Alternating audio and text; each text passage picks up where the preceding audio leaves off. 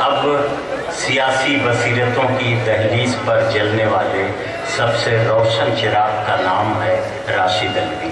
میں ان سے گزارش کر رہا ہوں کہ وہ افتتاحی طور پر اپنے کلمات سے اس مشاعرے کو تاریخی بنائیں۔ محترم راشد الوی صاحب۔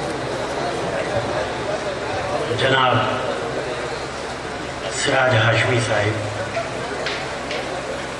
اس مشاعرے کے منتظمین کوثر عباسی صاحب، اقبال خان صاحب، اس مشاعرے کو کنڈکٹ کر رہے انور جلال پوری صاحب، معززین شہر، شورا اکرام، بزرگ اور دوستوں، مشاعرے میں تقریر کرنا بالکل ایسا ہے جیسے کباب کے اندر ہڈی ہو۔ زیادہ لمبی بات نہیں کروں گا۔ ہر سال مشاعرے میں شرکت کے لیے مجھے دعوت دی جاتی ہے اور میں کہیں بھی ہوں اس مشاعرے میں شرکت کے لیے ضرور آتا ہوں۔ میرے ساتھ ہمیشہ کوشش کرتا ہوں کچھ اور سیاسی شخصیتیں میرے ساتھ آئیں۔ اتراکھنڈ کے مکھیہ منتری وجے بہگنا صاحب میرے ساتھ آنے والے تھے، لیکن اچانک ان کے الیکشن کا اعلان ہو گیا۔ ایک منتری کو انہیں آج ہی شپت دلانی پڑی۔ کانگریس کی پریزیڈنٹ سونیا گاندھی جی نے انہیں فوراً بلا لیا، اور میں جب دلی سے چلا تب تک وہ وہیں پہ تھے۔ ان کا پورا پروگرام تھا، ہیلی کاپٹر سے آنا تھا، ان کی کاریں وغیرہ یہاں آ گئی تھیں،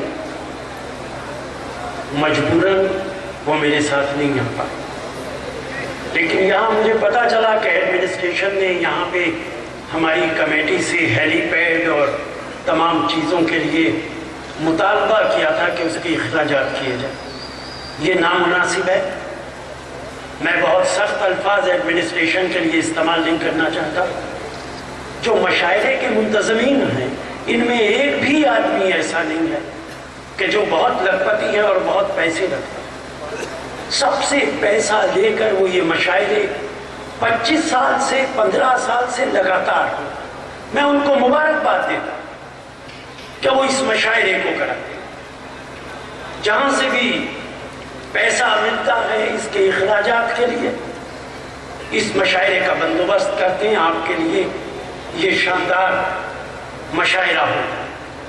اگر کوئی وزیر اعلیٰ کہیں کا آتا ہے تو ان کی ذمہ داری نہیں ہے کہ اس کے ہیلی پیڈ کے لیے اس کے تمام اخراجات برداشت کریں، یہ ایڈمنسٹریشن کی ذمہ داری۔ لیکن بہرحال مجھے امید ہے کہ یہاں کا ایڈمنسٹریشن مستقبل کے اندر اس بات کا